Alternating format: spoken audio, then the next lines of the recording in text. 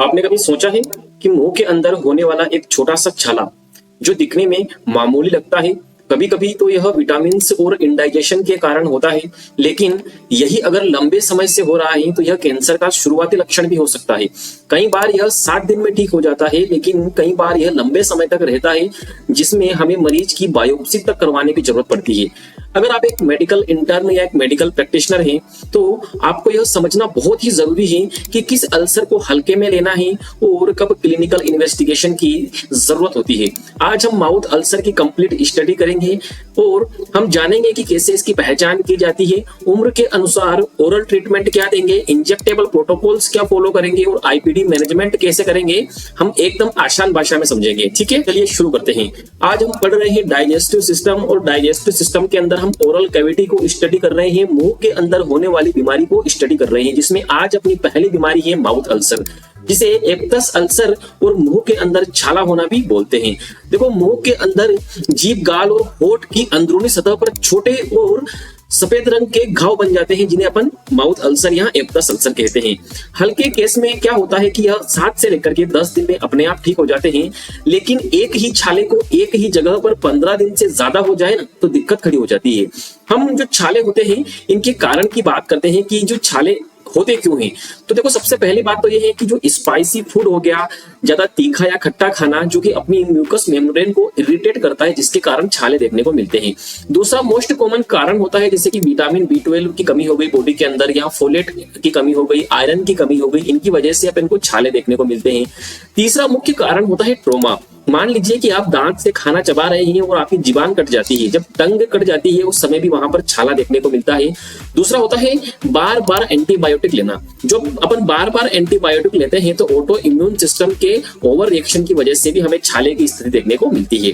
ठीक है, अब मान लो कि आपके पास माउथ अल्सर से संबंधित कोई मरीज ओपीडी में आता है, तो हम जानेंगे कि आप ओपीडी में मरीज से कौन कौन से वो प्रश्न पूछोगे जो कि हिस्ट्री में लेना आवश्यक होता है। हम यहाँ पर छाले का कारण और उसका निवारण जानने के लिए मरीज से कुछ छोटे छोटे प्रश्न पूछेंगे। जैसे कि पहला प्रश्न कि साहब, छाला कितने दिन से हो रहा है आपको। यदि मरीज बोले कि सर मुझे छाला 14 दिन से ज्यादा हो गया है, तो अपने डायग्नोसिस में लिखना है सस्पिशियस अल्सर, मतलब कैंसर या किसी सिस्टमेटिक डिजीज का संकेत हो सकता है। ये मरीज को ये डायरेक्टली नहीं बोलना है कि आपको कैंसर है, अब आप खत्म होने वाले हैं, यह सिर्फ अपने डायग्नोसिस में लिखना है। दूसरा प्रश्न पूछना है कि क्या छाले आपको बार बार होते हैं। अगर मरीज बोले कि हाँ सर मुझे छाले बार बार होते हैं, तो इसे हम रिकरेंट एक्टस अल्सर का नाम देंगे। ठीक है, और तीसरा प्रश्न पूछना होता है कि क्या छाले के आसपास कोई सफेद परत भी बनती है कभी कभी। यदि मरीज बोलता है कि सर ऐसा होता है, तो हम उसे ल्यूकोप्लेकिया बोलते हैं, या फंगल इंफेक्शन भी इसमें हो सकता है। हम इन्वेस्टिगेशन की बात करते हैं कि मरीज को इस स्थिति में कौन कौन से इन्वेस्टिगेशन करवाने चाहिए। तो सबसे पहले हम सीबीसी करवाकर यह जानते हैं कि मरीज को कहीं एनीमिया की कंडीशंस तो नहीं है। दूसरा, हम विटामिन B12 और फोलेट एंड आयरन के टेस्ट करवाते हैं, क्योंकि मुख्य वजह यही होती है छाले की। जब बॉडी के अंदर न्यूट्रिशनल डेफिशिएंसी होती है तो उसमें अपन को छाले देखने को मिलते हैं। और तीसरा, हम HIV टेस्ट कराएंगे। यह सिर्फ उस स्थिति में कराएंगे कि जब छाले बार बार हो रहे हो, हर 15 दिन में ठीक होने के बाद वापस छाले हो जाते हो, तो ऐसी स्थिति में हमें HIV टेस्ट कराना जरूरी होता है। और यदि एक ही छाले को 15 दिन से ज्यादा हो जाए, तो उस स्थिति में अपन को बायोप्सी करवाना भी आवश्यक होता है।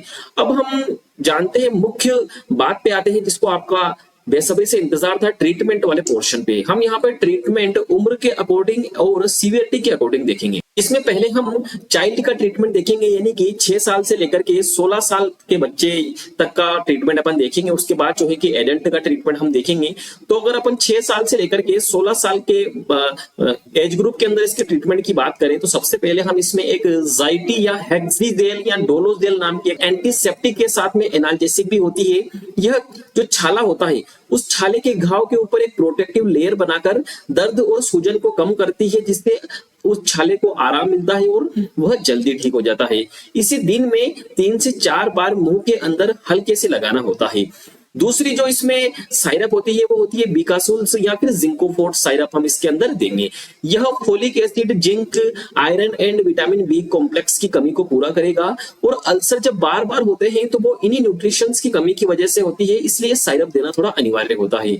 अगर इस ट्रीटमेंट से भी आराम न मिल रहा हो तो हम इसके बाद जो है कि विटामिन बी कॉम्प्लेक्स का इंजेक्शन IM लगा सकते हैं, और ये अल्टरनेट डे पे लगाना है। ठीक है, यह उसी स्थिति में लगाना है जब छाले बार बार हो रहे हैं। नेक्स्ट हम बात करते हैं कि साहब हम 16 साल से ऊपर वाले को क्या ट्रीटमेंट देंगे, एडल्ट एंड ओल्ड एज को क्या ट्रीटमेंट देंगे, तो उनको सबसे पहले हम गोली देंगे विटामिन बी कॉम्प्लेक्स की, जो कि जिंको लाइफ के नाम से भी मार्केट में अवेलेबल होती है। ये गोली हमें उनको दिन में एक बार खाने की देनी है, चाहे वो सुबह ले या शाम को ले, दिन में एक ही बार लेना है और लगातार उनको 15 दिन तक लेना है, ठीक है।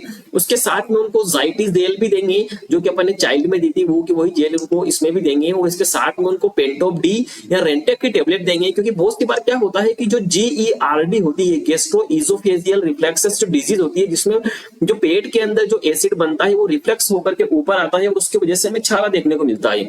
तो ऐसी स्थिति अगर है तो अपन उसमें पेंटोप डी या रेंटेक दे सकते हैं, ठीक है।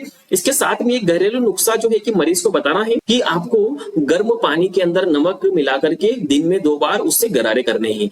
यह क्या होगा, यह बहुत ही पुराना लेकिन बेहद ही असरदार घरेलू उपाय है।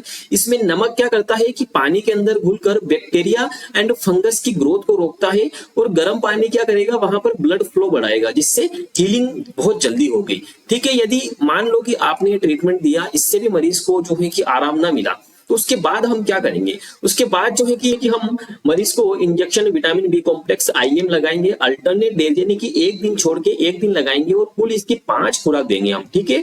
इसके साथ में हम टेबलेट प्रेडनिसोलोन 10 mg देंगे, दिन में एक ही बार खानी होगी ये और 5 दिन के लिए देंगे।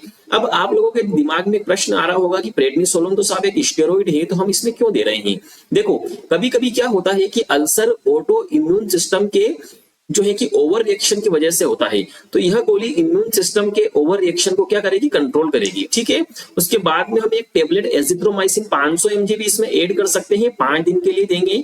यह गोली हम एंटीबायोटिक है तभी देना है जब अल्सर में गहरी सूजन या पस निकले, है ना। पस निकल रहा है, इसका मतलब क्या है, वहां पर इंफेक्शन हो गया है, ठीक है। यदि आप लोगों को ये जानकारी अच्छी लगी हो तो एक बार चैनल को सब्सक्राइब जरूर कीजिएगा और यदि वीडियो अच्छा लगा हो तो एक बार आप वीडियो को लाइक जरूर कीजिएगा। Thank you.